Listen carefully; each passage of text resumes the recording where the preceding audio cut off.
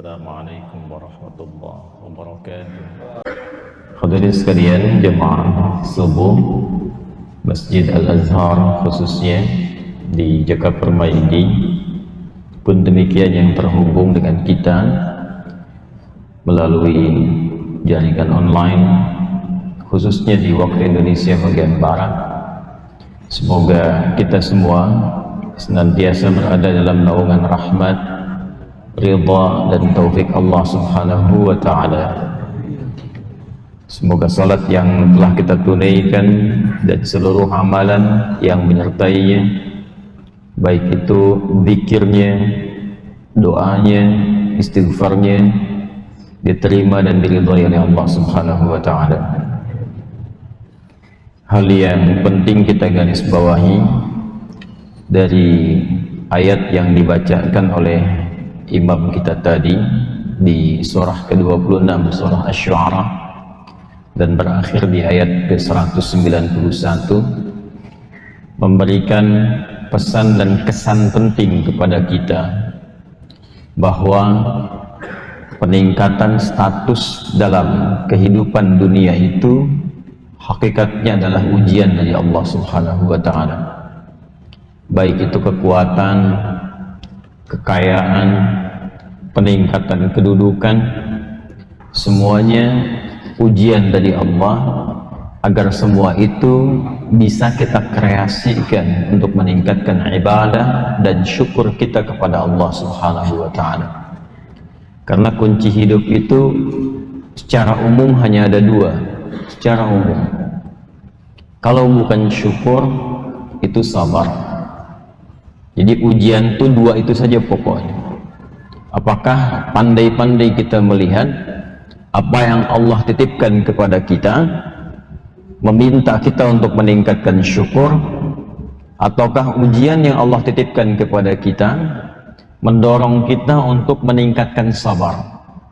Nanti detailnya akan dirinci dalam Al-Quran, dan cara menjalani itu semua ditunjukkan oleh Nabi SAW dalam bimbingan beliau kepada sahabatnya yang kelak dijadikan kurikulum sampai kepada kita. Bagaimana menyikapi peningkatan harta, bagaimana menyikapi promosi jabatan dan kedudukan, bagaimana saat diuji dengan penyakit, saat kehilangan sebagian dari harta benda, saat kehilangan sebagian peluang dari pekerjaan, saat terjadi persoalan dalam kehidupan rumah tangga, dan seterusnya. Nah, mendekat nanti ke akhir-akhir masa berkehidupan, akumulasi akan terjadi dari ujian-ujian yang pernah dialami umat-umat masa lalu. Sehingga kebanyakan ulama mengingatkan di masa-masa itu, yang penting kita menjaga diri dari perbuatan maksiat. Dulu di zaman-zaman yang pernah dilalui bahkan sebelum era Nabi Muhammad SAW, misal di eranya Nabi Lut alaihissalam, itu homoseksual hanya sebatas pada laki-laki. Itu pun mendapat kecaman tinggi dan akumulasi siksa hukuman dari Allah Subhanahu wa ta'ala kepada umat yang menantang azab. Jadi diberikan hidayah, bukan hanya tidak mengikuti, tapi menantang azab. Dan umat-umat itu memang sudah tidak berharap kehidupan akhirat karena merasakan keabadiannya dari dunia dengan sifat-sifat dan sikap yang melampaui batas. Maka diabadikan kisah itu untuk menjadi pelajaran pada umat selanjutnya, jangan bersikap demikian karena akan merusak tatanan kehidupan sosial dan merusak nilai-nilai kemanusiaan yang telah Allah tetapkan. Nah, di akhir-akhir nanti menjelang ke masa-masa akhir yang kita tidak tahu kapan gitu ujungnya, tapi maksiatnya akan tinggi sehingga menuntut kita itu nanti nahi mungkar itu ada masanya lebih tinggi nilainya dibandingkan amar ma'ruf. Yang kadang manusia tidak banyak menyadari bahwa mencari pahala itu bukan hanya amar ma'ruf.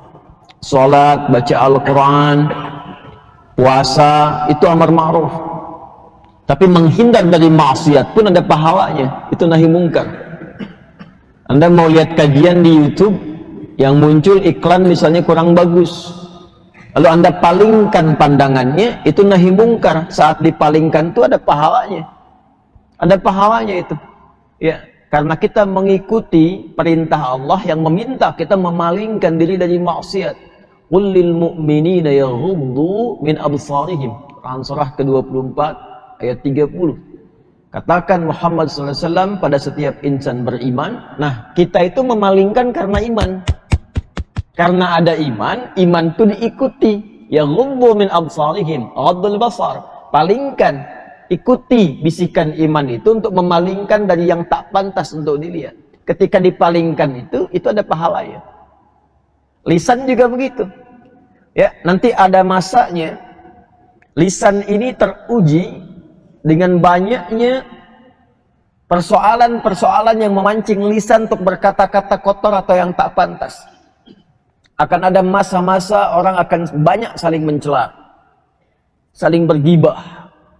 Ketika mampu menahan diri dari itu ada pahalanya. Ada pahalanya.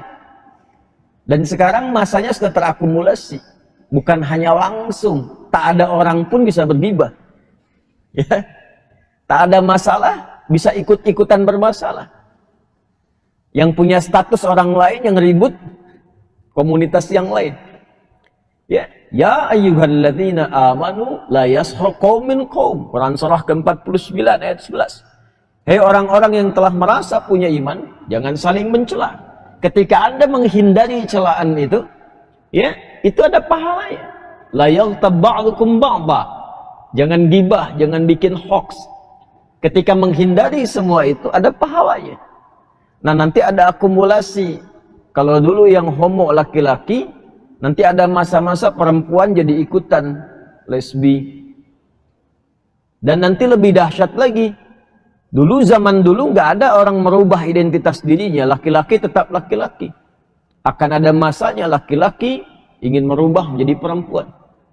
Perempuan ingin merubah jadi laki-laki. Nah, itu sudah akumulasi itu. Ya. Dulu Firaun, Fir'aunnya. Fir'aunnya, ya. Itu saat akan mengeksekusi, walaupun hobi bunuh orang, itu ditunggu dulu. Lahir dulu, apakah laki-laki atau perempuan. Kalau perempuan boleh hidup. Laki-laki eksekusi langsung. Wa idh najjaynakum min ali fir'auna yasumunakum su'al 'adzab yudzabbihuna abna'akum wa yastahyuna nisa'akum. Quran surah kedua ayat 49. Nah, akan ada masa ada orang yang nggak peduli mau laki-laki mau perempuan, pokoknya gugurkan. Tuh kalau sudah di masa-masa itu tiba, artinya akan banyak akumulasi maksiat yang muncul sehingga nahi mungkar itu bisa naik status yang punya potensi besar untuk mendatangkan pahala. Jaga diri dalam kebaikan. Salah satu pesan yang tadi disampaikan dalam salat subuh kita, khususnya kepada orang-orang yang diuji oleh Allah dengan kenikmatan-kenikmatan hidup sehingga mampu meningkatkan syukur dengan kekuatan, ya, dengan harta benda, dengan kenikmatan yang datang seperti Allah berikan kepada umatnya Nabi Hud dan Saleh alaihi wassalam, yaitu Ad dan Thamud. Hanya sayang kaum Ad yang terkenal kuat, hebat, dan itu sebagian dari keturunan Nabi Nuh alaihissalam yang selamat dalam peristiwa banjir besar itu, kemudian menyebar. Ya, dalam penyebarannya nanti ada di antara, ya, keturunan mereka yang menetap di sebagian jazirah Arab itu yang dikenal dengan Ad, dan keturunannya itu keunggulannya di fisik kuat, ya, luar biasa, punya power yang sangat hebat, dahsyat, bisa membangun arsitektur yang megah, ya, kuat-kuat. Hanya sayang kekuatannya itu digunakan untuk meninvasi, ya, orang-orang sekitaran dan berbuat kerusakan di muka bumi. Maka di antara hukumannya Allah kirimkan, di antaranya ada angin tornado, ya, yang menghambat segala aktivitas, menghancurkan kegiatan mereka ketika diutus Hud alaihi salam untuk mendakwahi, tapi mereka menantang azab. Ya, jadi hati-hati kalau diberikan nikmat-nikmat yang besar, ada isyarat bahwa tingkatkan syukur kepada Allah. Ya, jangan sampai menunggu Allah mengingatkan kita lewat kejadian-kejadian yang mungkin menghilangkan kesempatan untuk beramal lewat harta, kedudukan ataupun nikmat itu. Jadi sepanjang ada kedudukan, cari amal dengan kedudukan itu sebelum berganti dan Allah pindahkan kepada orang lain. Kalau ada harta benda, cari amal lewat harta itu. Sebelum nanti berganti, Allah pindahkan titipan kepada pihak lain. Ya, dan di ujungnya, wa inna rabbaka lahuwal azizur rahim. Kalaupun Anda masih merasa dengan kedudukan dan harta itu menjadi orang terkuat, hebat, yang bisa mengatur dengan nafsunya, maka saya aziz, kata Allah. Lebih dan maha perkasa dibandingkan kedudukan kecil yang kau rasakan kau miliki. Itu peringatan besar. Tapi saat yang bersamaan, rahim. Biasanya kalau rahim menyatu berpasangan dengan aziz, ini memberikan indikasi ada potensi penyimpangan besar yang memungkinkan terjadinya dosa besar, sehingga muncul ancaman dari Allah dengan izzahnya. Ya, izzah itu nanti biasanya di Quran psikologinya dilekatkan dengan tingkat-tingkat kedudukan, kekuatan. Ya, seperti Quran surah ketiga Ali Imran ayat 26 sampai 27 itu. Qulillahumma malikal mulki tu'til mulka man tasha' wa tanzi'ul mulka mimman tasha'. Lanjutkan. Wa tu'izzu man tasha' wa tudhillu man tasha' biyadikal khair innaka ala kulli syai'in qadir. Nah, wa tu'izzu itu dari kata izzah. Ya, mengangkat, memberikan peran, memberikan kedudukan. Jadi kalau ada orang diberikan amanat kedudukan dan menjadikan itu sebagai potensi untuk bertindak sewenang-wenang, kata Allah, saya aziz. Saya aziz. Ya, hati-hati. Atau diberikan potensi harta yang dengan harta itu bertindak sewenang-wenang. Kata Allah, saya aziz. Saya jadikan engkau tenggelam dengan hartamu sekalian. Nah, keduanya diakumulasikan nanti pada eranya Nabi Musa alaihissalam. Yang kedudukan ada Fir'aun, yang dengan hartanya ada Qarun. Karena Qarun pun di zaman Musa. Inna Qaruna min qaumi Musa. Ya, Qarun termasuk di eranya siapa? Musa alaihissalam. Tapi indahnya, lihat ujung ayatnya di ayat 191 di surah Asy-Syu'ara tadi, ya, wa inna rabbaka lahuwal aziz ar-rahim. Allah itu masih memberikan kesempatan sampai di titik ujung penghidupan. Seperti Allah berikan kesempatan pada Fir'aun. Fir'aunnya, tuh sekali lagi tuh. Fir'aunnya itu diberikan dua nabi tuh, Musa dan Harun. Dan diingatkan sampai ke ujung hayatnya. Dan diminta mengingatkan dengan lembut.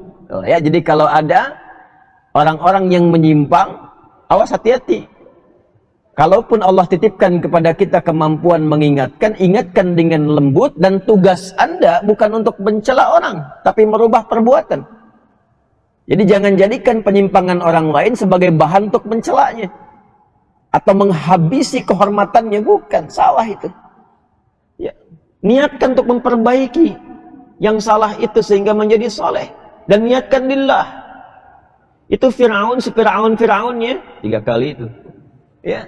Di surah Thaha ayat 43 sampai 44 Allah firmankan dan perintah sifatnya kepada Musa dan Harun. Idhaba ila fir'auna innahu tagha faqula lahu qawlan layyina la'allahu yatadhakkaru aw yakhsha. Musa, Harun, dakwahi, ingatkan Fir'aun. Dia telah menyimpang dari kekuasaan. Coba lihat. Allah tidak pernah menyebutkan nama aslinya. Tapi yang disematkan di situ gelarnya. Gelar Raja Mesir pada waktu itu, Farao. Bahasa Arabnya Fir'aun. Menunjuk pada gelar yang melekat pada kuasanya. Jadi yang disebut itu gelar kedudukannya. Bukan orangnya. Bukan namanya. Karena risalah Quran itu turun, maaf, bukan untuk merendahkan kehormatan seseorang, atau mohon maaf juga, mengecilkan nama seseorang, bukan. Tapi merubah keadaan seseorang menjadi lebih baik. Nah, ada potensi kedudukan itu berpotensi menjadikan seorang yang mendapatkan amanahnya bisa menyimpang. Penyimpangan itu yang diluruskan, bukan untuk menurunkan kedudukannya. Jadi Nabi Musa dan Harun itu diutus oleh Allah bukan untuk menurunkan Fir'aun dari tahta, bukan. Tapi membimbing Fir'aun supaya benar menggunakan kedudukannya. Maka apa yang disampaikan Al-Quran? Faqula lahu qawlan layyina. Ya? Maka ingatkan dia dengan kelembutan, dengan halus. La'allahu yatadzakkaru aw yakhsha. Mungkin dengan sikap lembut itu mulai merasakan perubahan, mulai merasakan ketakutan terhadap Allah, sehingga dengan khasyah itu ia merubah diri menjadi lebih baik dan menggunakan kedudukan kepada aspek maslahat yang lebih tinggi. Itulah indahnya Al-Quran. Nah, biasanya dalam rumus tafsir, kalau ada peristiwa tidak disebutkan orangnya, kapan kejadiannya, ini memberikan kesan bahwa peristiwa dimaksud akan terjadi lagi di masa lampau dengan cara-cara yang serupa atau bahkan berbeda, tapi substansinya bisa sama. Jadi hati-hati kalau dititipkan kedudukan, di kedudukan itu ada ujian, tapi ada potensi juga untuk penyimpangan. Pun demikian, di harta benda, kalau dititipkan di harta, itu ujian. Tapi ada potensi penyimpangan dari jalan Tuhan yang Allah berikan pada nilai kebaikan. Tapi di ujungnya, wa inna rabbaka lahuwal azizur rahim.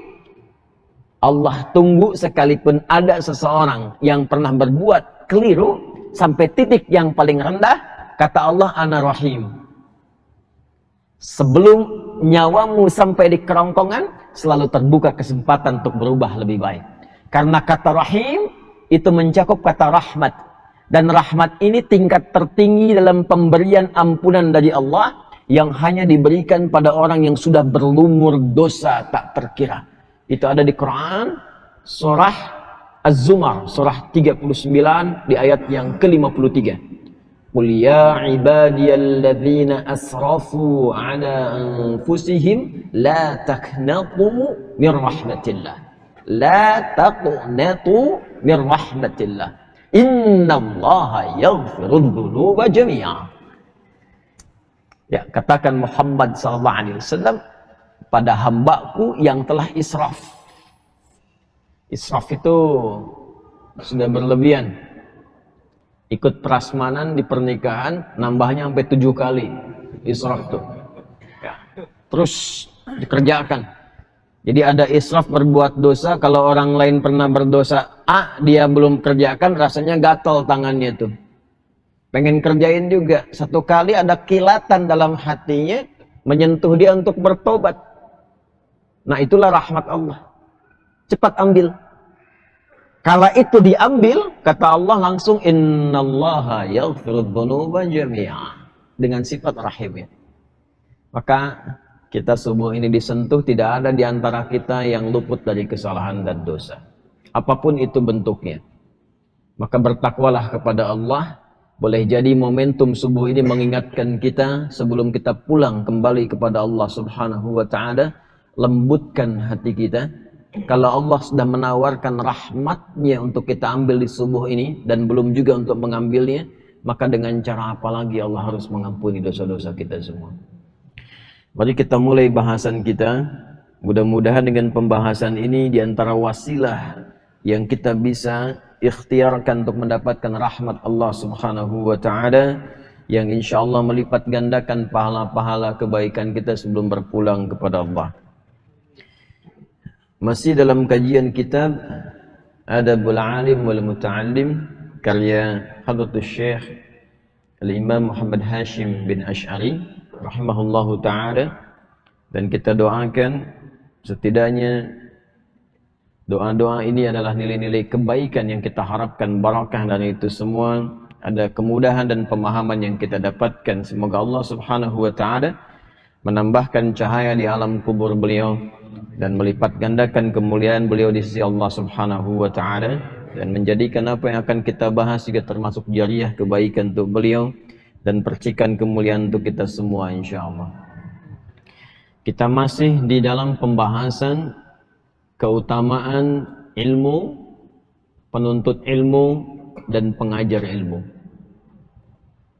Keutamaan ilmu,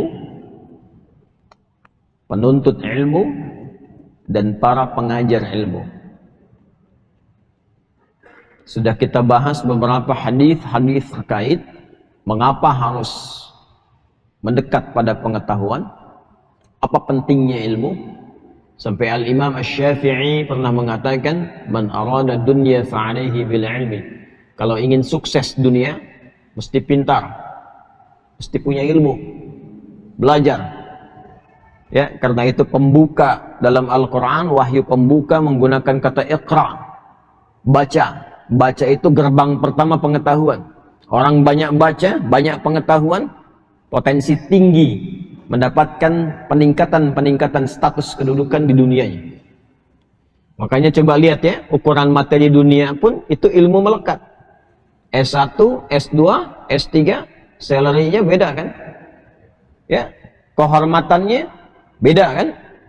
Nah, jadi kalau ingin meningkat dunia, kata Imam Asy-Syafi'i, tingkatkan pengetahuan dan belajarnya sampai paham. Jangan cuma datang, duduk paling belakang, nggak nanya, ya, terus ujian minjem catatan teman sehari sebelumnya. Ya, sampai paham, sampai mengerti, sehingga jadi pakar di bidangnya. Jangan tanggung, ya. Fikih sekalian, kata Quran fikih sekalian. Quran surah 9 ayat 122. Insan beriman tuh kalau belajar, ya, dia pastikan apa yang dia pelajari paham. Tidak keluar dari ruangan sampai dia mengerti apa yang dipelajari. Liyatafaqahu fid din. Kemudian, wa man arada al-akhirah fa'alaihi bil ilmi. Kalau menginginkan sukses akhirat pun, kata Imam Asy-Syafi'i, itu modalnya ilmu juga. Ilmu juga. Ya, bagaimana bisa salat kalau nggak ada ilmunya? Ya, bagaimana bisa zakat dengan benar kalau nggak tahu ilmunya? Kepada siapa dikeluarkan? Kalau nggak tahu ilmunya, nggak paham cara yang menaikkan salat, nggak tahu bilangannya, besok-besok nanti subuh 4 rakaat. Ya, kalau nggak tahu tentang ilmu akidah dengan benar, didoktrin orang, tiba-tiba tembak orang, bom orang, bunuh orang dengan cara yang tidak benar, alih-alih pengen ke surga, masuknya neraka jahanam, nggak keluar-keluar. Hati-hati. Wa may yaqtul mu'minan muta'ammidan fajaza'uhu jahannam. Wa ghadiballahu alaihi khalidan fiha wa ghadiballahu alaihi wa la'anahu wa a'adda lahu 'adzaban 'azima. Siapa yang sengaja merencanakan pembunuhan dan korbannya ada satu orang beriman saja, satu saja, maka ancamannya, tuh ancamannya, pidana itu ancamannya, ya, neraka jahanam, kekal di dalamnya, nggak keluar-keluar. Allah murka kepadanya, Allah melaknatnya, dan dijanjikan sudah masuk jahanam, siksanya berlipat, kata Allah. Jahanam saja sudah nggak kebayang, dan siksanya berlipat. Loh, tergambar nggak tuh? Ya, tergambar nggak tuh? Surah An-Nisa itu, ya, ayat 93 itu sampai dengan 94, itu merencanakan pembunuhan sengaja. Dan saya lihat sekarang itu kayaknya tidak meresap kepada jiwa-jiwa insan yang mengaku beriman. Hampir tiap hari kelihatan tuh, terdengar, terbaca peristiwa-peristiwa yang sampai saking mudahnya menghilangkan nyawa, padahal ancamannya tinggi. Ya. Bagaimana kalau bukan beriman? Faka'annama qatalan nasa jami'a. Hati-hati. Satu manusia pun itu di sisi Allah kalau sengaja itu terjadi, itu dosanya seakan membunuh semua manusia. Tinggi. Ya. Karena itu biasanya kalau ada satu pasal dalam undang-undang bahkan di kita itu yang ancamannya tinggi, berarti perbuatannya berbahaya. Ya. Coba lihat narkoba, itu kan? Terorisme dan macam-macam yang lainnya, ancaman pidananya tinggi kan? Hukuman mati atau bahkan seumur hidup. Intinya ingin menunjukkan ada perbuatan yang sangat berbahaya, jangan dilakukan. Ya, nah itu sebetulnya sudah fitrah kehidupan. Al-Quran membawa fitrah yang sama. Kenapa disoal? Ya, jadi ketika ada hukum misal semacam Kata Allah disampaikan, ini ya, daripada orang mencuri, potong tangannya. Kalau orang mau bunuh, pikir dulu, dikisos nanti dibunuh lagi, ancamannya hukuman mati. Pembunuhan, ya, ancamannya hukuman mati. Dikisos tuh hukuman mati ancamannya. Ya, untuk pembunuhan. Kenapa mesti disoal? Kan sama saja dengan logika berpikir dalam konteks hukum manusia. Ya, yang ditetapkan ini menunjukkan bahwa ada perbuatan yang sangat berbahaya, jangan dilakukan.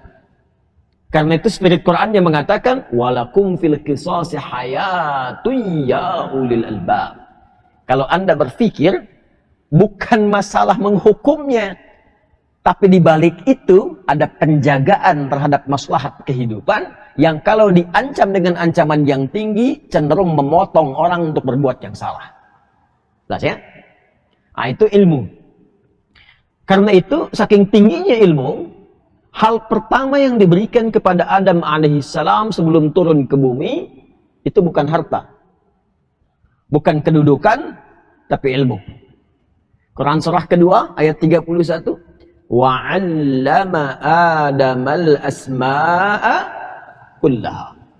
Dan Allah mengajarkan kepada Adam semua jenis potensi pengetahuan, semua jenis pengetahuan yang menjadikan ia mudah menjalani kehidupan di bumi. Semua diajarkan ilmu.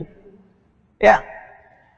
Karena itu semua para nabi, rasul, karena bertugas membimbing umatnya di setiap eranya, dan Rasulullah SAW ditugaskan membimbing umat dan risalahnya berlangsung abadi walaupun beliau wafat sampai akhir kehidupan, maka fitrah semua nabi mendapatkan ajaran langsung dari Allah.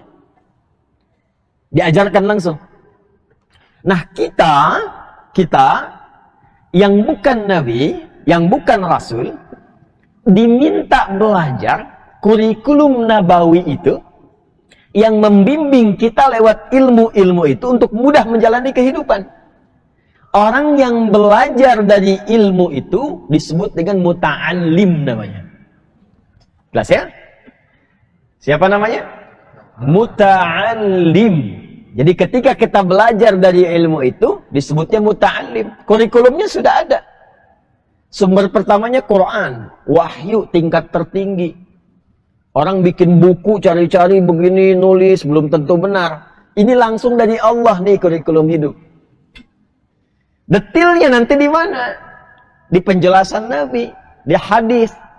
Hadis ini disampaikan lewat lisan, dipraktekkan lewat perilaku, dicontohkan lewat sikap, lewat sifat. Nanti diabadikan dalam perilaku. Ketika jadi perilaku disebut dengan sunnah. Disusun jadi kurikulum oleh para ulama hadis kita. Jadilah kitab. Kitab itu kurikulum hidup. Di cara ngaji itu begini, cara ngaji itu lihat peta kurikulumnya secara tematik tuh, disusun. Ya, yang sering sekali saya sampaikan, ada yang pokok, ada yang furu'.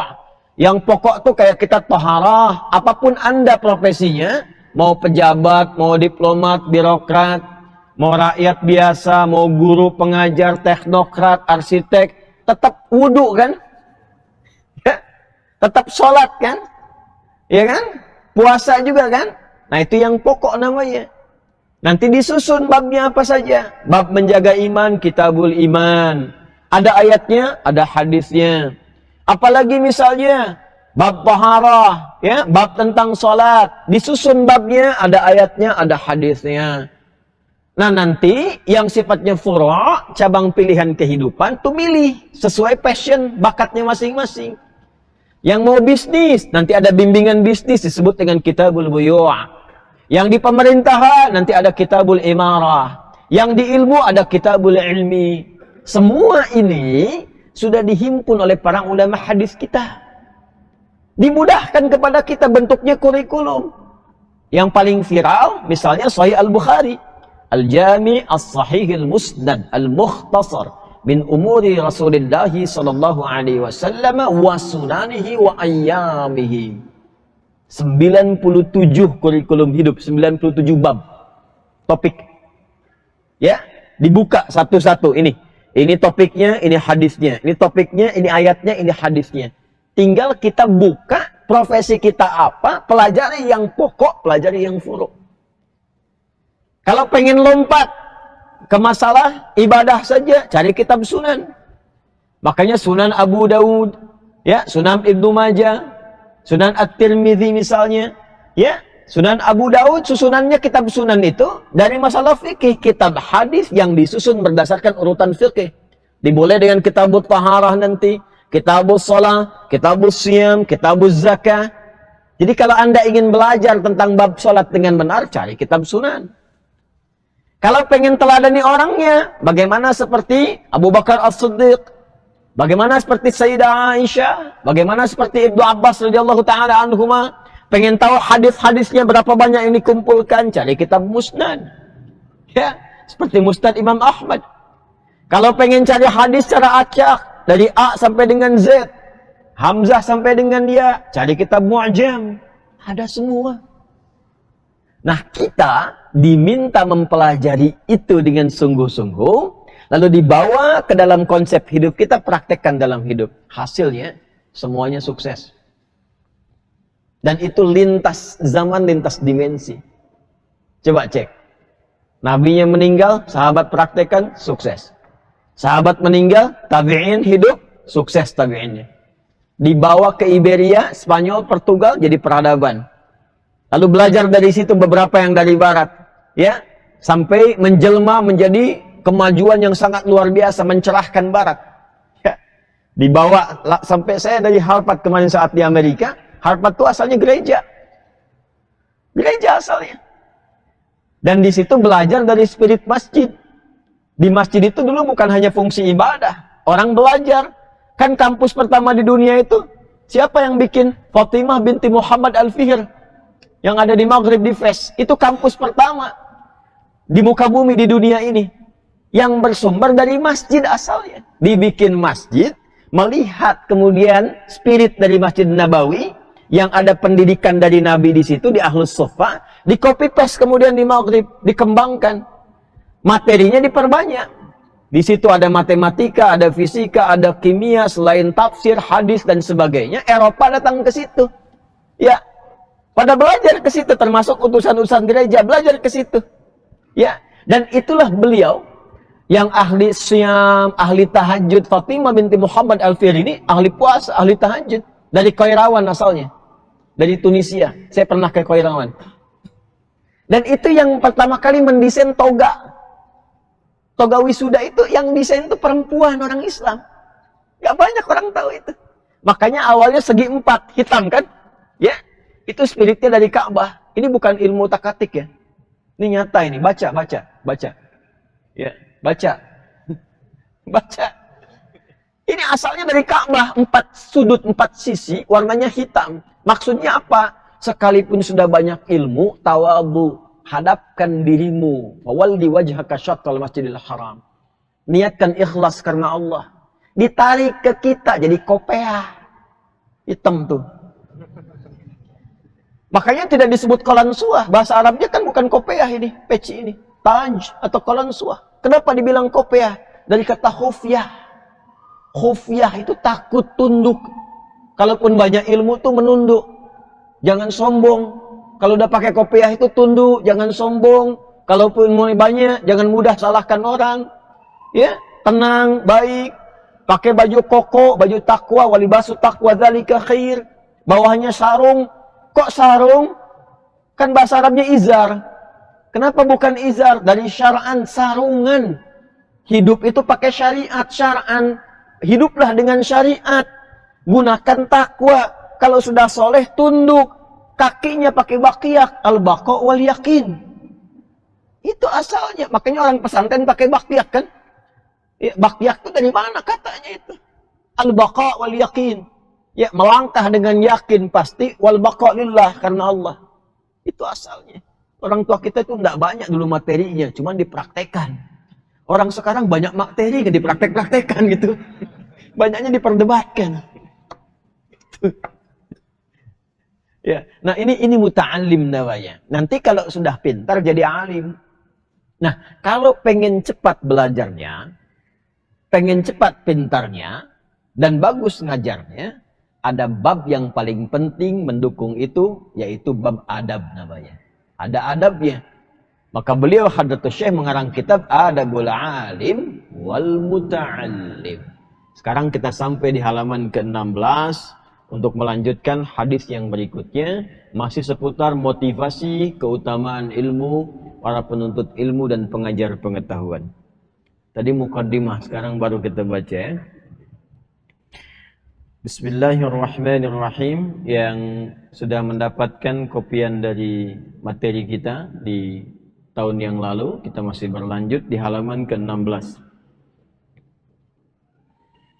Kita terakhir membahas tentang syafaat ya, dari para nabi, kemudian para ulama dan para syuhada. Sekarang kita lanjutkan. Bismillahirrahmanirrahim. Wa ruwiya anna al-ulama'a yawmal qiyamati ala manabira bin nur. Dan diriwayatkan bahwa para ulama, jama' dari kata alim, dan diriwayatkan bahwa para ulama itu ahli ilmu. Izin ya, maaf saya ingatkan dulu, ulama ini nanti punya 3 sifat. Disebut ulama yang benar, yang rabbani, punya 3 sifat yang pokok nanti diisyaratkan dalam Al-Quran. Pertama, sifat khasyah. Khasyah itu ketakutan yang dalam terhadap Allah, yang dibangun dari ketakwaan yang tinggi. Nanti ada di surat Fatir, surah 35, dari ayat 7 sampai ayat 28. Innama yakhshallaha. Ingat, bukan hu ya, ha. Innama yakhshallaha, maf'ulun bihi diawalkan. Min ibadihil ulama'u. Kalau ada orang yang punya sifat khasyah yang tinggi kepada Allah, itu diantaranya adalah kalangan ulama. Nah, khasyah ini dilahirkannya dari takwa. Nah, contoh Quran surah 4 An-Nisa ayat 9. وَلْيَخْشَى الَّذِينَ لَوْ تَرَكُوا مِنْ خَلْفِهِمْ ذُرِّيَّةً ضِعَافًا خَافُوا عَلَيْهِمْ فَلْيَتَّقُوا اللَّهَ وَلْيَقُولُوا قَوْلًا سَدِيدًا. Hendaklah punya sifat khasyah para orang tua itu, khawatir yang tinggi jika mereka meninggal, wafat, dan meninggalkan anak lemah. Lemah dalam 3 hal. Lemah iman, lemah ilmu, lemah harta. Hendaklah dipersiapkan sebagai ketakwaan kepada Allah. Nah, khasyah ini bagian dari takwa. Apa wujudnya nanti? Takwa itu dan turunannya disebutkan 240 kali dalam Al-Quran. Nanti dibagi-bagi. Ada bab rumah tangga, ada bagian dari takwa. Surah At-Talaq itu nanti surat 65 itu tentang rumah tangga. Di dalamnya ada takwa. Ya. Jadi kalau takwa semakin ditingkatkan, masalah rumah tangga semakin dimudahkan. Ayat 2 nanti sampai ayat 3-nya itu, di ujung ayat kedua. Wa may yattaqillaha yaj'al lahu makhraja wa yarzuqhu min haitsu la yahtasib. Itu awalnya masalah rumah tangga. Siapa yang enggak punya masalah di rumah tangga? Ini kelihatannya senyum-senyum, cool-cool, ya. Karena bacanya ayat-ayat surat-surat cool tadi waktu tahajud, ya. Belum tentu nggak punya masalah, mungkin saat kesini, ya ada yang cemberutan sama istrinya, ya ada yang belum sapa-sapaan sama anak, ya mungkin terjadi. Nah, hal-hal itu yang mungkin terjadi di rumah tangga akan diringankan oleh Allah sebelum kejadian, sehingga seakan-akan nggak ada masalah. Wasilahnya apa? Takwa. Takwa itu wasilah dari semua persoalan. Jadi kalau sedang punya masalah, atau tak ada persoalan pun, tingkatkan takwa, nanti apa yang akan kita alami dari ujian kehidupan diringankan oleh Allah, sehingga seakan-akan tak ada masalah. Yang besar dikecilkan, sehingga hatinya lapang menerima apapun. Ya, itu wasilah takwa nanti untuk tawassul. Takwa itu tawassul paling tinggi yang disebutkan di Quran. Surah kelima, Al-Maidah ayat 35. Ya ayyuhalladzina amanu taqullaha wabtaghu ilaihil wasilah. Hai orang-orang beriman, tingkatkan takwamu kepada Allah dan carilah wasilah untuk menyelesaikan persoalan atau mencapai harapanmu dengan takwa itu. Nah, nanti babnya banyak. Ya. Nah, di antara bab yang terkait dengan ulama ini, sifat khasyahnya didapatkan dari takwa. Takwanya bentuknya ibadah. Takwa pertama yang disebutkan di Quran. Quran surah kedua Al-Baqarah, di ayat kedua sampai dengan ayat kelima itu. Dzalikal kitabu la raiba fi hudal lil muttaqin. Siapa muttaqin di sana?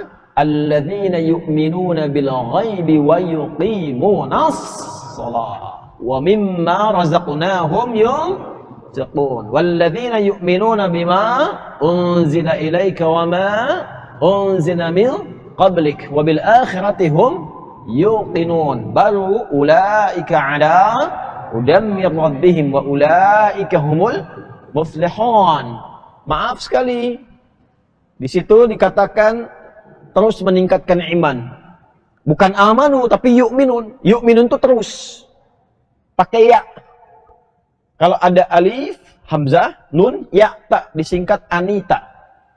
Di depan setiap kata kerja, itu kalau gampangnya bahasa Inggrisnya present, continuous, and future. Sekarang, terus, sampai kapanpun. Jadi sifat ulama itu, khasyahnya tinggi terhadap Allah. Karena apa? Dia terus meningkatkan imannya. Lewat apa? Ibadahnya. Jadi bukan hanya pandai minta orang, ayo, tingkatkan sholat, tahajud, duha. Dia sendiri kerjakan itu. Dia kerjakan. Takarubnya kepada Allah tinggi. Waktu saya baru awal pulang ke Indonesia, saya ketemu salah satu guru saya, semoga Allah muliakan beliau. Dia nasihati begini, saya bilang, Syekh minta nasihat. Kita biasa kalau murid adabnya begitu ke guru. Bukan minta foto. Enggak apa-apa. Ada babnya itu ya, tapi babnya yang paling ujung gitu. Saya minta nasihat. Beliau jawabannya apa? Nah, nanti kamu akan banyak mengajar. Itu baru saya datang awal. Nanti kamu akan banyak mengajar. Siang kamu mengajar. Malam kamu bangun. Ibadah. Lalu mohon kepada Allah. Dan bayangkan semampu kamu bisa lakukan kurang lebih. Bayangkan wajah-wajah yang saat mengajar itu kamu tatap. Nanti mohon kepada Allah. Memberkahi mereka. Merahmati mereka. Dan menanamkan apa yang kau sampaikan ke dalam hati mereka supaya itu mudah untuk dibawa dan diamalkan dalam kehidupan. Jadi begitu wasiatnya, pagi siang mengajar, malam bangun, sehingga ada konsistensi. Karena kalau nggak begitu susah terjaganya, Pak. Nanti dikasih dunia pindah fatwa, ya, ditawari mobil bagus, hilang orientasi, ya kan? Ini yang nanti yang akan bergeser, ini yang terjaga. Khasyah itu menjaga nilai-nilai ketakwaan. Itu satu ciri ulama khasyah. Sehingga fatwanya konsisten, perilakunya bisa ditiru. Dan ketika mengajar pun jangan sampai nanti muridnya belum mengajar sudah komen. Yang repot nih, belum mengajar sudah komen. Apa Ustaz itu? Ngajak tahajud dianya tidur. Ya. Baik, ini khasyah satu. Yang kedua, sifat ulama yang kedua di Quran, senang mutala'ah, konsisten mengaji. Konsisten mengaji, riset. Ya, baca lagi kitab, ya.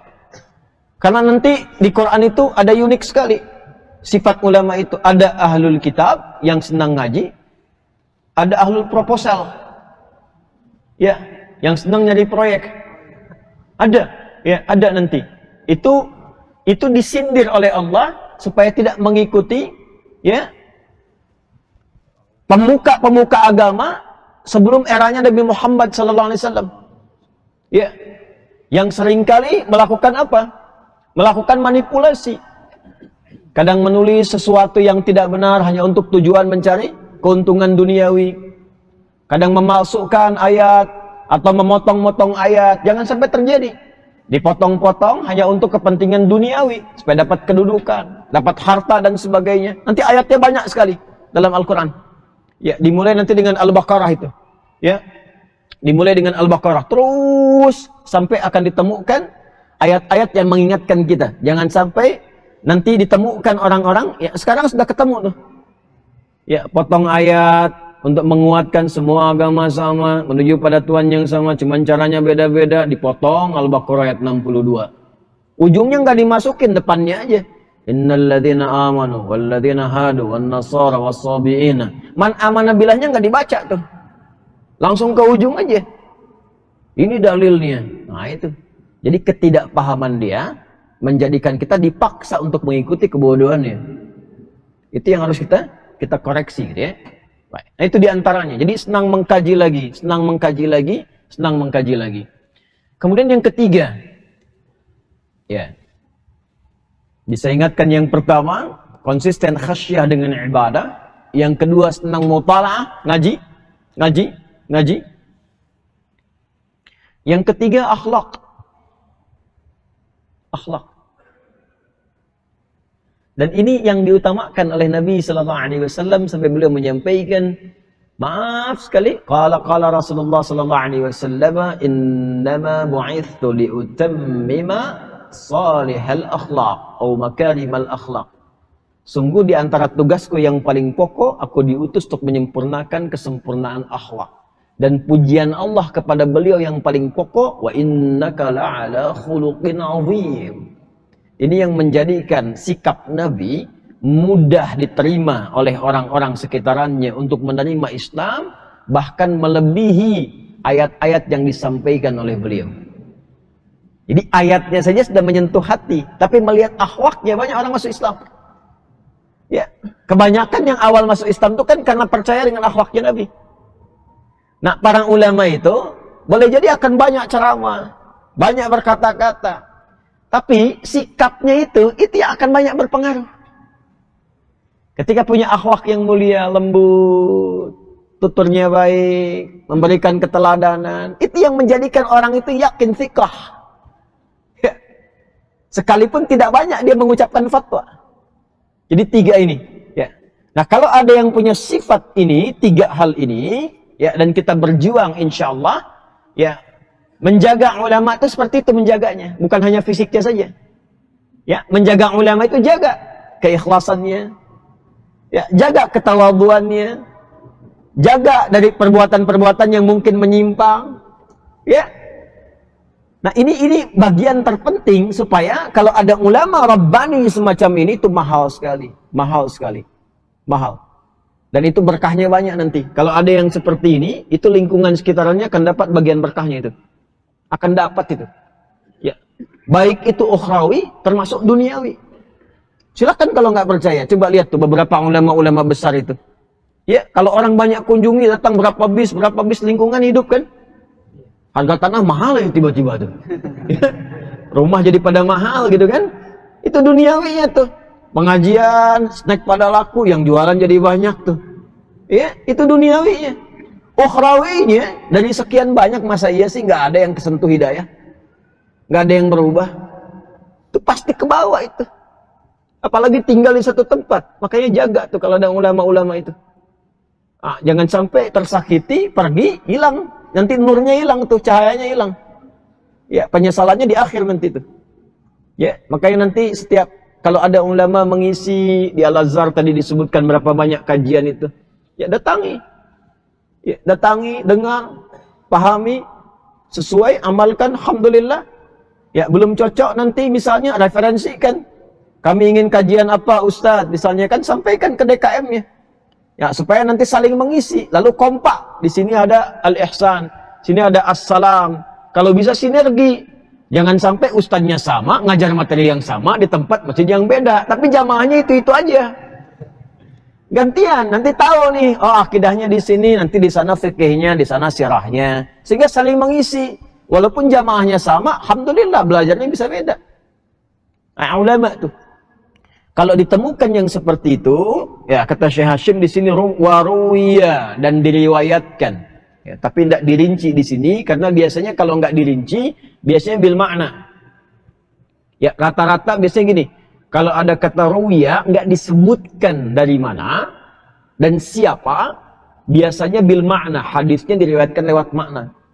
Atau bukan hadis, tapi pemaknaan atau kepanjangan dari makna hadis. Nanti kita akan gali.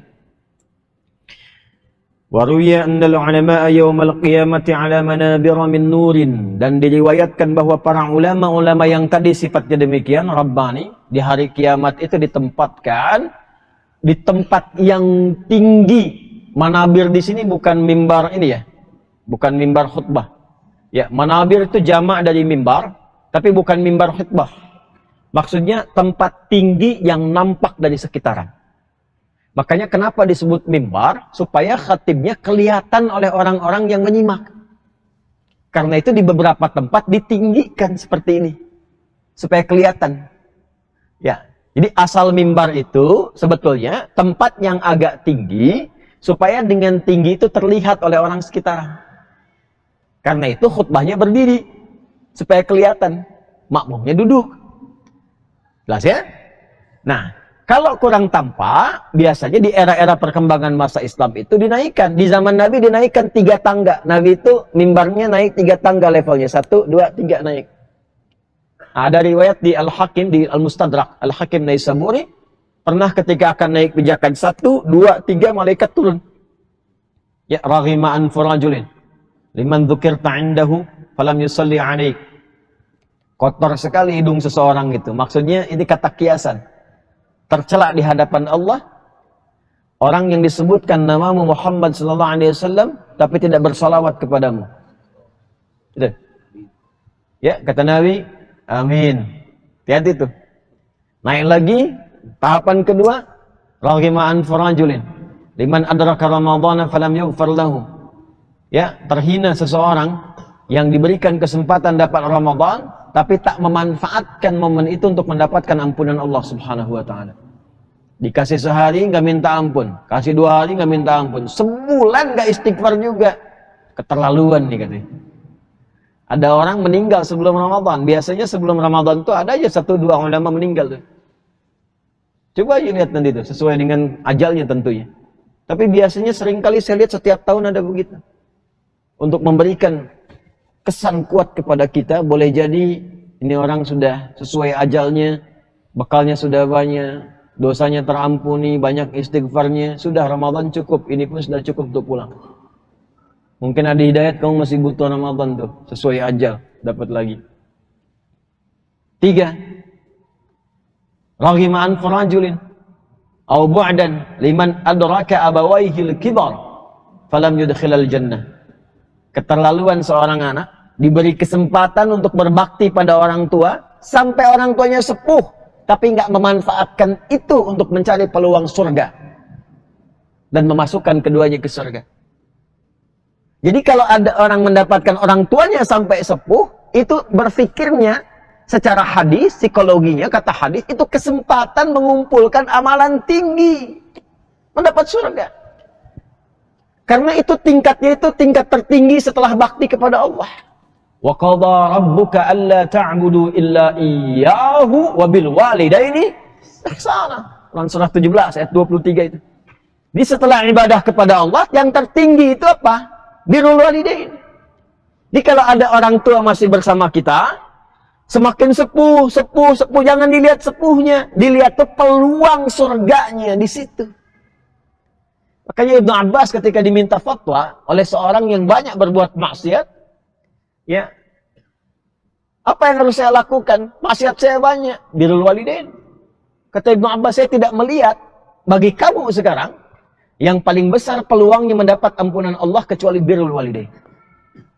Ya. Dan birrul walidain itu, maaf Pak ya, bapak yang masih sibuk kerja, yang tantangannya banyak, kadang-kadang gesekannya tinggi, ya. Ada yang ingin menyungkurkan, menyingkirkan, itu wasilah berbakti kepada ayah dan ibu, khususnya ibu, itu bisa meringankan jalan kemudahan dalam pekerjaan dunia.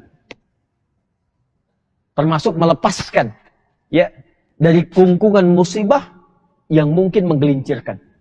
Seperti ada 3 orang yang pernah jalan-jalan kena hujan besar, viral di Sahih Al-Bukhari. Tiba-tiba masuk ke gua, ada batu besar menggelinding nutup. Ya, itu wasilahnya dengan amal soleh. Salah satunya karena baktinya kepada ibunya. Ya, karena baktinya pada ibunya. Nah, nanti di hari kiamat, para ulama ini yang sering mengajar di mimbar-mimbar, mimbar-mimbar masjid, mimbar musalla dan sebagainya, Allah tempatkan di mimbar lagi di akhirat. Tapi mimbarnya bukan yang begini, bukan ceramah lagi. Nggak ada ceramah lagi, nggak ada kerjaan ceramah di surga. Nggak ada ceramah lagi. Mimbar yang dimaksud tempat yang tinggi. Tempat yang tinggi. Jadi maksudnya apa? Kedudukannya tinggi di hadapan Allah. Ditinggikan. Nah karena itu di Quran ilmu nyatu dengan iman ngangkat derajat. Bukan cuma dunia. Dunia alam kubur akhirat. Itu yang dimaksudkan Quran surah 58 tuh ayat 11. Ya ayyuhalladzina amanu idza qila lakum tafassahu fil majalisi. Majalis. Siapa yang punya majalis itu? Ulama. Majalis itu jamaah dari kata majlis. Yang punya majlis itu ulama. Makanya para ulama kumpulnya di majlis. Majlis ulama Indonesia. Majlis itu apa? Dari kata jalasa. Jalasa itu pindah tempat dari yang rendah ke tinggi. Kalau pindah tempat dari tinggi ke rendah namanya qa'ada. Duduk rendah dari tinggi qa'ada. Tapi duduk tinggi dari rendah ke tinggi itu jalasa. Tempatnya majlis. Jadi kalau Anda ngaji, cari ulama yang bisa ngangkat derajat Anda lebih tinggi dari sebelumnya. Apa yang diangkat itu? Dua. Satu iman, dua ilmu. Yarfa'illahu alladhina amanu minkum walladhina utul ilma darajat. Jadi kalau nanti mau ngaji, cari ulama-ulama yang mampu mengangkat iman kita. Lebih dekat dengan Allah. Kalau ngaji pengen nambah sholat. Nambah sunnah maksudnya. Ya. Puasanya pengen ke sunnah nambah. Senang Quran, senang sirah.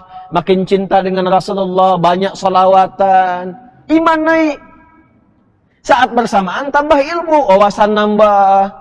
Tahu kalau kunut dalilnya ini, kalau tidak kunut dalilnya ini. Kalau bismillah jahar ini, kalau silent ini, kalau nggak baca ini. Sehingga lebih bijak. Dan memudahkan dia. Ya, cari yang begitu tuh. Nah, di ayat ini, iman dengan ilmu bersamaan. Dan disebutkan diangkat derajat. Yang diangkat derajat itu bukan cuma di dunia. Di akhirat, yang beriman karena imannya, dan yang berilmu karena ilmunya untuk bertakwa kepada Allah ditempatkan di tempat yang tinggi.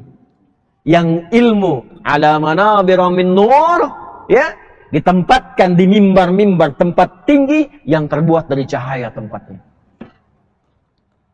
Nah, sedangkan yang beriman ini semakna dengan ini. Nanti ini yang ada di kitab-kitab hadis, dicatat dulu. Saya sudah cek ya, insyaallah. Sudah cek. Kalau saya mau ngaji, saya cek dulu ini. Ya, takhrij hadisnya dicek dulu, saya cek dulu. Di At-Tirmidzi, nomor hadis 2360. 2360. Rawinya, kalau mungkin nanti ada perbedaan nomor, lihat di rawinya. Rawinya sahabat Mu'adz bin Jabal radhiyallahu taala anhu. Mu'adz bin Jabal radhiyallahu taala anhu. Kan Anda akan bertanya begini, Ustaz, kalau saya bukan ulama, bisa nggak dapat ini gitu kan? Ya kan? Atau dapat percikannya. Kan konsepnya di Quran kalau bukan ilmu, iman kan? Ya, jadi kalau nggak dapat keilmunya, dapetin imannya. Kalau iman kan terbuka semua. Insya Allah Ustaz, nama saya sudah Iman. Muhammad Iman. Baik, ya baca hadisnya. Ini hadis qudsi. Langsung saja ke ujungnya.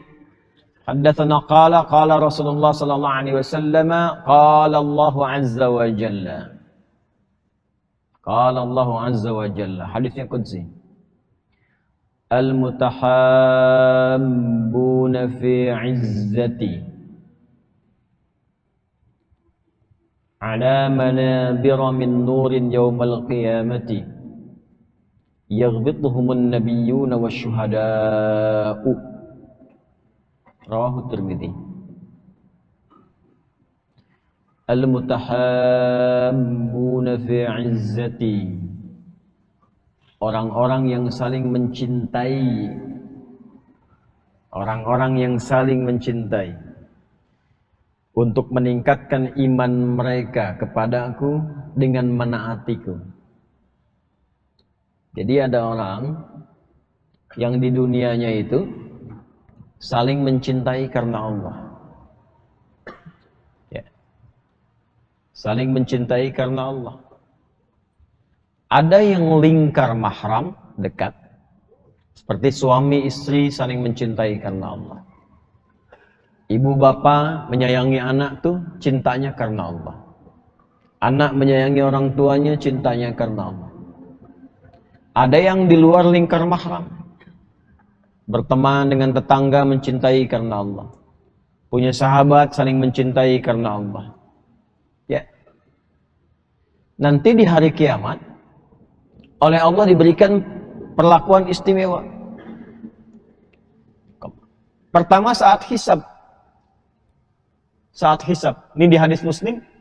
Sab'atun yadhilluhumullahu fi dhillin yauma la dhilla illa dhilluh. 7 golongan yang akan diberikan naungan saat hisab sehingga tidak lelah menjalani hisab. Banyak orang sudah lelah, sudah capek, sudah pengen dihisab. Yang penting hisab lah, nggak peduli mau kemana gitu. Karena lelahnya luar biasa. Minta syafaat sana sini. Di hadis syafaat yang pernah saya sampaikan pertemuan lalu itu. Tapi ada golongan 7 nyantai aja, nyantai. Ya, di antara mereka, rajulani tahabba fillah, ijtama'a alaihi waftaraqa alaihi. Ada 2 orang yang saling menyayangi karena Allah. Ya, 2 aja udah dapat itu, apalagi banyak. Itu caranya. Ya, cara memahami demikian. Dia bertemu pun karena Allah, berpisah pun karena Allah. Lillah. Nah, itu saat hisab. Nanti saat dihisab itu langsung Allah panggil itu. Allah tahu, menunjukkan kepada kita kasihnya maksudnya. Itu supaya nggak lelah, supaya nggak capek, dipanggil dengan Allahu Akbar. Kalau Anda dalam pertemuan disebut namanya oleh presiden, rasanya bagaimana? Bangga. Disebut oleh pemimpin dunia yang paling Anda kagumi. Ini disebut namanya langsung oleh Allah. Ainal mutahabbani fi izzati. Al-yawma adhilluhum. Yawma la dhilla illa dhilli. Di hadis Muslim begitu. Mana itu yang saling mencintai karena izzahku itu, untuk menaatiku, meningkatkan imannya kepadaku. Hari ini nggak ada perlindungan, nggak ada naungan kecuali orang-orang yang aku siapkan pernaungan untuknya. Ainal mutahabbani fi izzati. Nah, nanti langsung diambil itu, ada di antara mereka bahkan melewati proses hisab dengan ringan sekali. Langsung ditempatkan di mana? Oh, itu hadisnya, kalau ngaji hadisnya gemeter, Pak. Bu. Fi yaminil arsy. Di kanan arsy-Nya Allah Subhanahu wa taala. Kanan arsy. Ditempatkan di mimbar-mimbar yang bercahaya. Sampai yaghlutuhumun nabiyyuna wasyuhada. Ya, sampai para nabi pun yang punya derajat tinggi tentunya, para syuhada tinggi, menginginkan cahaya itu juga. Ada ghibah. Awas. Ada hasad, itu beda. Kalau hasad itu, maaf, itu sifat iri yang menginginkan nikmat pada orang lain itu hilang. Gitu. Kalau menginginkannya sampai dengan rencana jahat, pengen sekali hilang, itu hikd namanya. Hikdun. Jadi di bahasa Arab itu kalau di ilmu aswad, semakin tebal hurufnya, semakin dahsyat perilakunya. Ya. Hasad aja udah bahaya. Kita diminta berlindung kepada Allah dari perbuatan hasad. Wa min syarri hasidin idza hasad. Ya, hasad itu hati-hati. Makanya dimintanya malam. Ya. Orang-orang yang penyihir aktivitasnya malam. Ya, kadang-kadang orang yang iri hati itu lebih bahaya daripada penyihir. Ya. Dan sifatnya biasanya muncul malam. Karena setannya mudah masuk. Malam-malam ngerenung. Dia kayaknya gampang banget ya dapat mobil gitu ya. Ya Allah, mudah-mudahan besok tabrakan. Ah, tuh. Astaga, mudah-mudahan hilang. Kalau cuman minta hilang, itu hasad. Tapi kalau sudah, celakaan lu besok, ya, itu hikad namanya. Hikad, pengen hilang. Pengen hilang. Tapi kalau kita merasakan ada nikmat pada orang lain, kita pengen itu, dan kita berharap dia pun tetap mendapatkannya, bahkan terus mendapatkan kemuliaan itu ghibthah namanya. Ghibthah. Yang dimintakan oleh Nabi, kita harus ghibthah. La hasada illa fitnataini. Kalaupun disebut hasad kata Nabi, nggak boleh hasad kecuali pada dua golongan. Maksudnya ghibthah di sini. Ghibthah. Siapa? Rajulun atahumllahul Qur'an. Satu orang yang Allah anugerahkan Quran pada dirinya. Dan dia praktekkan siang malam dalam kehidupannya. Bisa dengan bacaan imam. Masya Allah, imam kita tuh tadi. Ini saya tunjukkan bacaan beliau kepada ahli Quran dari Yaman, yang murid-muridnya banyak yang viral di Indonesia, dan sekarang beliau menjadi salah satu eksekutif board di Mekah, di Yayasan Quran. Namanya Dr. Hilal Hizam Sanad. Itu tahu sekali itu, muridnya banyak. Saya tunjukkan bacaan beliau ini. Apa komennya? Ini sih lebih bagus dari imam yang paling viral di Mekah, katanya bacaannya. Nah, ghibthah tuh, harus pengen tuh. Pengen. Minimal pengen aja dulu. Pengen aja dulu. Dari pengen itu muncul motivasi. Minimal ngaji, perbaiki makhraj. Perbaiki tajwidnya. Itu. Nah itu ghibthah, praktekkan. Ada yang bacaan, ada yang amalan, ahli Quran tuh. Di akhlak. Ada yang di ulama ahli Quran. Dilihat. Yang kedua, rajulun atahullahul mal. Orang kaya yang rajin sedekah, rajin infak. Ya. Tapi bukan kepentingan ria, kelihatan nanti yang untuk ria itu. Kelihatan. Jadi kadang-kadang ada orang kaya yang mendemonstrasikan kekayaannya untuk syukur nikmat. Wa amma bi ni'mati rabbika fahadis. Tapi bukan untuk konten-konten yang sengaja untuk viral, yang dengan itu mendorong orang-orang memberikan pujian lebih kepadanya.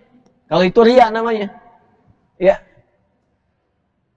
Dia ikut terlibat, kasih sarapan misalnya untuk yang jamaah karena Allah titipkan kelebihan harta. Misal seperti subuh ini misalnya, tuh kajian-kajian malam, siang. Terlibat dia. Tapi dia nggak banyak bicara. Siapa tuh orang? Jangan salah loh. Itu yang nyiapin makanan itu yang punyanya itu bagi-bagi. Nah, bukan dia pesan ke DKM. Ustaz tolong diumumkan ya. Saya tuh yang nyiapkan itu ya. 1000 mangkok misalkan gitu. Tolong Jumatan diumumkan ya. Kalau perlu bikin spanduk. Dari Sabang sampai Merauke misalnya. Saya nyumbang 2 miliar masjid ini. Gak begitu. Jelas ya? Nah ini yang coba kita ikutkan dalam kehidupan kita. Ada mana biramin nur. Iman. Imannya. Nah masuk ke level itu. Mutahabban fillah. Itu ghibthah. Dia praktekkan ghibthah. Terus ikutkan.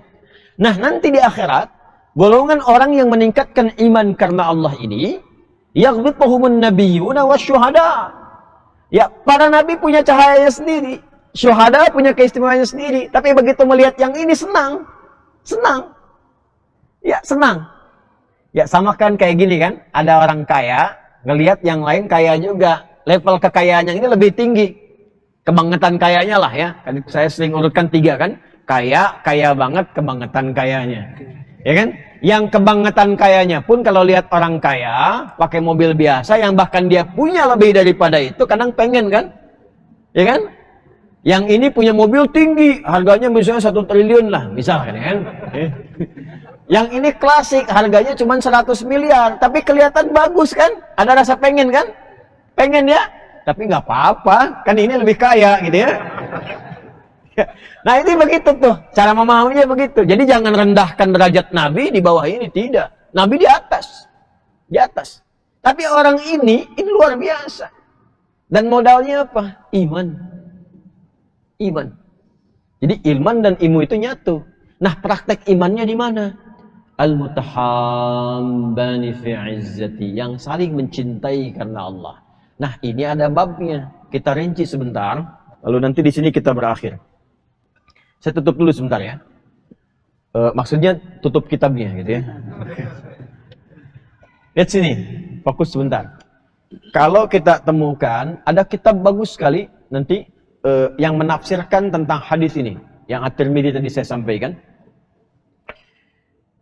Kalau kita temukan di dalam hadis atau ayat konsep umum, maka cari setiap detil dan rinciannya dalam sifat-sifat itu yang ditemukan di Quran atau di hadis. Contoh, ada orang-orang yang saling mencintai karena Allah. Misalnya suami istri saling mencintai karena Allah. Ayah ibu mencintai anak karena Allah. Kita saling mencintai karena Allah, teman-teman pada umumnya. Realnya bagaimana? Maka keluarkan ayat-ayat yang di ayat itu ada sifat-sifat pekerjaan yang Allah cintai.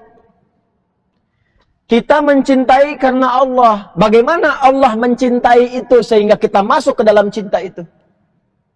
Paham nggak? Saya ulang. Kata Allah, al-mutahabbani fi izzati, yang saling mencintai karena ketaatan kepadaku, keimanannya kepadaku. Nah, ketaatan yang bagaimana yang dicintai Allah, sehingga kita dengan itu masuk pada ketaatan itu untuk dicintai oleh Allah. Jadi, mempraktekkan sifat saling mencintai karena Allah, wujudnya adalah mengerjakan amalan yang dicintai Allah. Itu maksudnya. Maka cari kalimat di Quran yang menunjukkan Allah cinta ini, Allah cinta itu, Allah cinta ini, Allah cinta itu. Itu yang dibawa dalam perilaku kita. Langsung aja supaya mudah dipraktikkan. Quran surah kedua Al-Baqarah. Misal di ayat 222, 222. Innallaha yuhibbut tawwabina wa yuhibbul mutatahhirin. Sungguh Allah sangat mencintai orang yang gemar bertaubat. Tawabin itu terus bertobat, terus bertobat. Banyak istighfar. Dan menjaga diri dari berbagai hal yang kotor. Baik kotoran fisik ataupun kotoran kolbu dari dosa. Prakteknya bagaimana? Suami dengan istri. Praktekkan di sini. Ajak sama-sama bareng-bareng istighfar. Baik itu habis sholat, ba'da tahajud, waktu sahar. Menjelang fajar itu ada sahar, singkat, 15 menitan lah kurang lebih. Sampai 20 menit. Jadi kalau sekarang 4.23 sekitar jam 4, jam 4.10. Ya, saya kasih amalan yang ada di Quran ya. Ijazahnya di Quran surah ke-51 tuh. Ayat 18. Wabil ashari hum yastaghfirun. Ada orang yang habis tahajud menjelang subuh banyak istighfar.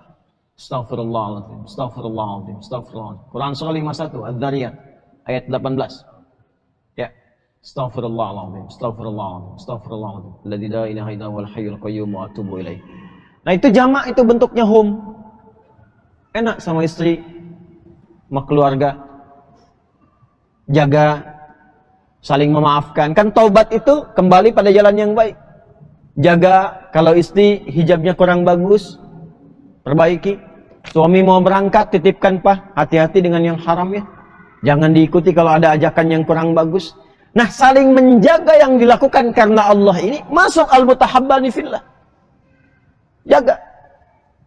Anak-anak misalnya Bu, Pak, sekolahkan di mana tuh? Dijaga dari sekolah-sekolah yang mampu mendatangkan maksiat kepada anak. Maksiat paling besar itu nggak kenal Allah. Apa Anda kerja tinggi-tinggi, uang banyak, anak disekolahkan, tapi investasinya nggak ada untuk akhirat, buat apa? Bapak tinggi-tinggi, uang banyak, tapi anak nggak ada yang kenal Allah. Apa manfaat harta itu? Cari tempat yang mengenalkan dia dengan Allah. Salatnya bagus, baca Qurannya bagus. Sehingga dari manfaat itu, jangankan di akhirat. Anda pun kalau pulang duluan, yang nyolatkannya anak duluan. Yang mandikannya anak Anda. Pernah nggak diajarin tuh? Hati-hati. Saya di Amerika kemarin, psikologi rata-rata orang sana, karena mungkin kan imannya kosong kan, harus diisi dulu. Itu kebanggaan terbesarnya ketika orang tuanya sudah sepuh bisa dimasukkan ke panti jompo, bukan dirawat. Ya. Hati-hati tuh. Saya dengar cerita dari salah satu ustadz, cerita pada saya. Itu begitu orang tuanya sakit, sembuh, datang bawa bunga anaknya. Ya. Selamat mah katanya. Sudah sembuh, ini aku bawa bunga. Ya. Aku sudah menyiapkan perawatan terbaik sepulang dari sini supaya mama terjaga nanti. Udah aku siapkan nih panti jomponya. Bayangin nggak? Anda yang mengandung, Anda yang melahirkan, merawat-rawat, Anda yang cari harta sampai tumbuh dewasa, tiba-tiba setelah Anda merasakan sepuh, yang seharusnya ada perawat yang paling dekat dengan Anda, tiba-tiba Anda ditempatkan di tempat lain yang akan jauh dari anak yang pernah Anda kandung. Apa investasi apa itu seperti itu? Apa yang Anda dapatkan dari situ? Rubah cara berpikirnya. Supaya ada maslahat yang didapatkan dari situ. Kembali kepada kita dan mulia saat di akhirat. Itu poin yang pertama. Al-mutahabbani fillah, cari tawabin, istighfar. Nah nanti manfaat istighfar menjelang subuh itu, nanti pahalanya itu bisa serupa dengan orang yang rajin sedekah, diberikan kesabaran, kekuatan. Itu ada di Quran surah ketiga Ali Imran. Di ayat 17 itu. As-sabirina was-sadiqina wal-qanitina wal-munfiqina wal-mustaghfirina bil ashar. As-sabirina was-sadiqina wal-qanitina wal-munfiqina wal-mustaghfirina bil ashar. Sama dengan orang infak, sama dengan orang sabar, sama dengan orang yang khusyuk salatnya. Ya. Itu pahalanya tuh. Apalagi misalnya wallahu yuhibbul muhsinin. Allah senang orang-orang yang ihsan. Apa itu ihsan? An ta'budallaha ka'annaka tarahu fa in lam takun tarahu fa innahu yarak. Menjadikan kegiatanmu sebagai ibadah. Makan merasa diawasi oleh Allah.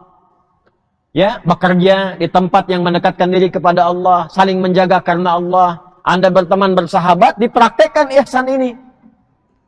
Akhi, ayo siap-siap 5 menit lagi kita sholat. Akhi, hati-hati ya. Kayaknya ini tawaran-tawarannya nggak bagus nih. Jangan sampai terjebak pada yang seperti itu. Ya. Nah, itu jaga saling begitu. Itu mutahabbani fillah, itu tempatnya tinggi. Nggak ngajar di masjid tuh, nggak ngajar di majelis ilmu. Dia saling mencintai, menjaga diri itu. Di akhiratnya dipanggil oleh Allah. Bahkan nanti di hadis syafaat itu salah satunya, ketika salah satu masuk duluan ke surga, dia minta, ya Allah, saya nggak lihat si fulan kawanku. Itu syafaat yang salah satu yang Allah berikan. Karena saling cintanya, karena izzahnya Allah, hadisnya qudsi. Apalagi? Ya. Wallahu yuhibbul mutawakkilin. Allah senang orang tawakal. Tawakal itu orang yang beraktivitas, mementingkan ikhtiar dan menyerahkan hasil pada Allah. Yang penting saya sudah ikhtiar, terserah Allah hasilnya bagaimana. Gitu. Jadi orang yang seperti itu nggak capek, Pak. Kerja berikhtiar, sholatnya dijaga, lakukan karena Allah. Terserah Allah mau kasih rezeki berapa. Itu nggak capek hidupnya tuh. Dan itu secara psikologi menghilangkan kekecewaan. Udah kita yang ikut tender, udah siap-siap, diambil orang. Hei, belum tentu di situ mungkin ada hal yang kurang bagus untukmu. Allah akan alihkan ke tempat lain dengan proyek yang lebih baik. Itulah tawakal. Apalagi? Wallahu yuhibbus sabirin. Allah senang orang sabar. Apalagi? Innallaha yuhibbul muqsitin. Wallahu yuhibbul muttaqin. Banyak tuh. Jadi saling menjaga dengan keluarga, dengan teman, dengan kerabat, meningkatkan takwa, meningkatkan sabar, meningkatkan ihsan. Itu kalau bisa dilakukan di hari kiamatnya, dipanggil, ditempatkan di mimbar tertinggi, dibuat dari cahaya. Terakhir, saya tutup sebaliknya. Cari juga amal-amalan untuk dijauhi yang tidak Allah cintai. Jadi kalau yang tadi yuhib, yang ini la yuhib. Wallahu la yuhibbul zalimin. Allah enggak senang orang zalim. Zalim itu menempatkan sesuatu bukan pada tempatnya. Harta alih-alih disyukuri untuk foya-foya. Jangan mengajak teman atau terbawa pada suasana untuk seperti itu. Ada teman yang seperti itu aja pada kebaikan. Ya, ria, pamer. Lagi, innallaha la yuhibbu man kana khawanan athima. Allah enggak suka orang yang berkhianat dan saat yang bersamaan juga memperbanyak dosa. Jadi kalau diajak ke perbuatan dosa, jangan ikut, Pak. Bapak sudah mulai naik promosi, jabatan, kantornya naik, olahraganya sudah beda. Yang mungkin di olahraga itu ada maksiatnya, golfnya bagus. Tapi perempuan yang mengiringinya, nggak bagus untuk dilihat. Hati-hati. Ya. Nah, itu dijaga. Jadi yuhib dimasukkan, la yuhib dimasukkan, tempatkan, konsisten. Sampai dengan meninggal. Itu pahalanya tinggi. Akan membersamai dengan para ulama, ditempatkan di mana? Ala manabira min nur. Jadi kalau ulama dibuatkan mimbar yang tinggi karena dia banyak di mimbar, berdakwah mengajak orang dekat pada Allah. Kalau yang satu lagi dia meningkatkan iman, saling mencintai karena Allah. Semoga kita digolongkan pada golongan-golongan yang disebutkan oleh Nabi SAW dalam hadisnya ataupun dijelaskan oleh para ulama untuk memperluas tafsiran dari makna-makna tadi sesuai dengan ayat dan hadis yang diisyaratkan. Saya kira satu riwayat ini saja yang kita pelajari di kesempatan subuh kali ini. Insyaallah di pertemuan yang selanjutnya kita akan coba lanjutkan dengan hadis yang lain lagi, ya. Dan hadis ini sudah saya temukan takhrijnya yang berikutnya ini. Saya baca dulu, nanti saya bacakan sebelum saya akhiri. Saya nanti titipkan ini untuk di kopikan, ya, Ustaz ya, izinnya nanti dikopikan. Di sini disebutkan wa naqala al-qadhi Husain fi awal ta'liqatihi annahu ruwiya 'an an-nabi sallallahu alaihi wasallam. Nah, kalau dari Nabi disebutkan nabinya, ya. Annahu qala man ahabba al-'ilma wal 'ulama lam tuktab 'alaihi khati'atuhu ayyama hayatihi. Ya, dan dinukilkan dan Qadhi Husain, siapa Qadhi Husain ini? Nah, ini fi ta'liqati fi awal ta'liqati, dalam kitabnya ta'liqat. Ini kitab ta'liqat ini sudah saya kopikan ini depannya. Ya. Siapa nama beliau, kitabnya apa? Nah, ini nanti syarah mukhtasarnya Muzani, ya, yang di fikih Imam Syafi'i. Jadi ini kitab ta'liqatnya. Kemudian lafaz yang disebutkan di sini ada di halaman 79, sudah saya keluarkan dengan takhrijnya di bawah. Jadi nanti kita ngajinya setiap ada hadis, kualitasnya apa, maknanya apa, ya, dan sebagainya. Nanti pahamnya insyaallah sampai menyeluruh sehingga tahu referensinya dari mana, diambil dari mana, dan nanti untuk menambah wawasan kita. Ini langsung saya ambil dari kitabnya karena kitabnya asli masih pakai bahasa Arab tuh, ya. Nah, jadi ada sebulan Anda bisa baca ini, ya. Nanti ketemu saya lagi, insya Allah kita baca sama-sama, ya.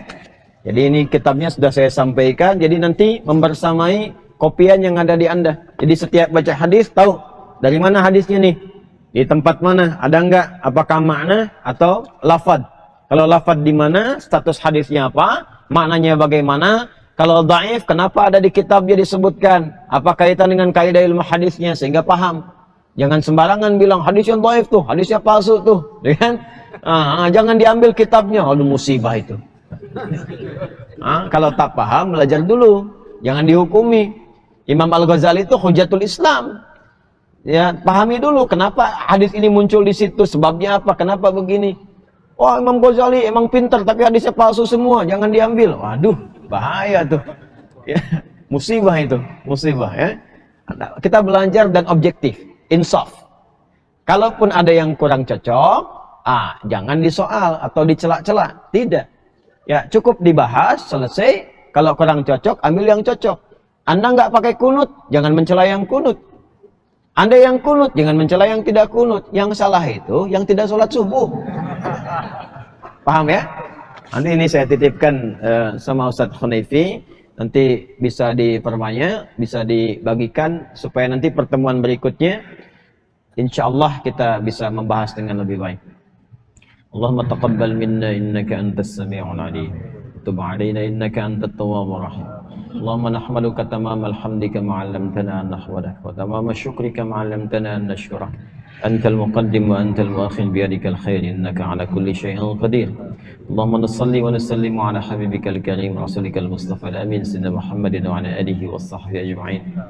اللهم ربنا لا تدع لنا في مقامنا هذا وفي كل مقام ذنبا إلا غفرته، ولا هما إلا فرجته، ولا دينا إلا قضيته، ولا مريضا إلا شفيته، ولا حاجة من حوائج الدنيا والآخرة فيها لك رضا وفيها لنا الصلاح إلا قضيتها يا أرحم الراحمين.